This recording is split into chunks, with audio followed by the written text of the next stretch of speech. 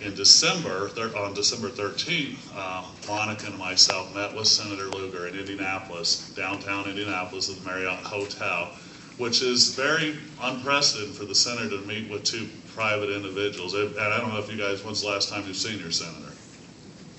He doesn't come to Indiana. He is now because he's in trouble, but up until then, he didn't come. He came for fundraisers and stuff, but he didn't come to the counties. He didn't work to earn your vote and to represent Indiana. In fact, he owns property in Indiana, but he doesn't live in Indiana. He has no residence in Indiana.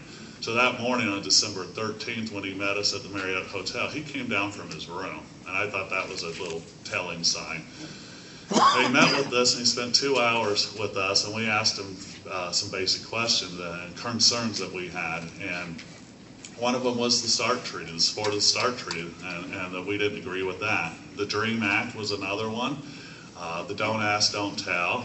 And most importantly, his votes, the last two votes for the Supreme Court justices, that being Justice Sotomayor and Kagan. So what he did in the next 2 hours proceeded to tell us why he did that and why his votes were conservative. The START Treaty, we were informed, protects Indiana because it limits warheads aimed at our not only our country but our state. Never mind that he didn't adequately address what about the 10,000 tactical nukes that they have and we don't. What about those? It doesn't address those. What about China, North Korea, possibly Iran? What about those nukes? So we tie our hands at an old philosophy back from the 1980s, his legacy. And if you've been to his office in Washington, D.C., it's just practically wallpapered with what he did in the 80s. And it's not the 1980s anymore. It's a different world, and I'm afraid our senator hasn't left that world. He's too concerned about that legacy.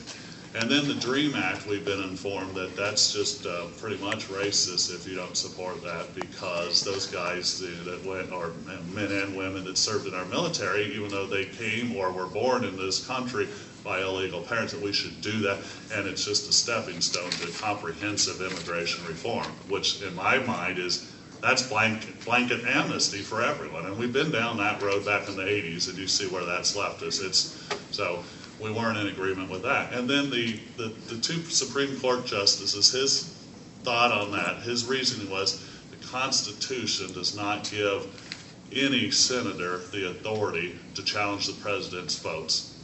And he says, you read it, it's not in there, you can't do it. I said, well, whether it is or not, it also doesn't allow for two people in the Supreme Court to, one of them, that being Sotomayor, saying that she would use as a basis of her decision social justice.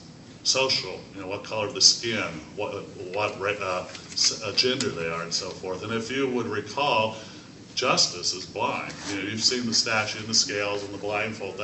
That's not in our Constitution. And then even more disturbing is Justice Kagan was quoted saying she would look to international law to base her decisions. Again, that's not the Constitution. So his argument didn't hold up. And basically in those 2 hours, he just pretty much gave us a commercial on how he pulled himself up from his own bootstraps. He worked hard on the farm and made something of himself. But unfortunately, none of our children are going to have that opportunity the way this country's going. They're not going to make it, because they're going to do what the government tells them to do. So after that, we thought, okay, we went out, we tried to see if there was some common ground, and there's not. So it's time to go after him. Now, respectfully, but let's go after him. And that was in December 13th. We already had our meeting planned in late January. And then a week before that meeting, I got a very interesting